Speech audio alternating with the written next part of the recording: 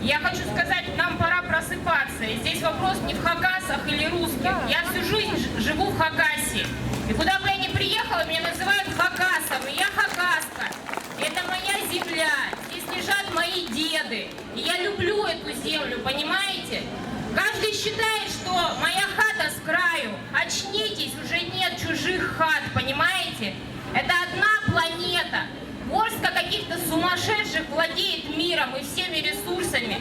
А люди, мы же люди, очнитесь, пора проснуться. Вспомните, один индеец, вождь, говорил, что когда вы отравите последнюю реку, и когда вы убьете последнюю птицу, вы поймете, что деньги нельзя есть. Деньги — это не то, ради чего можно жить. И когда здесь не будет рек, не будет воздуха, и мы будем умирать, тогда неважно, будет русский, ты чеченец, хакас или еще кто-то. Это идет по всей стране.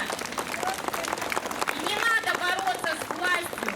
Нужно заставить власть работать на страну, на людей. Есть власть, которая работает, например, Фуркал. Он работает на свой народ. И у нас есть права. И я считаю, что сейчас каждый из нас, кто уйдет отсюда, должен завтра проснуться, и пусть его считают идиотом, но постараться рассказать это как можно большему количеству людей, что происходит в республике.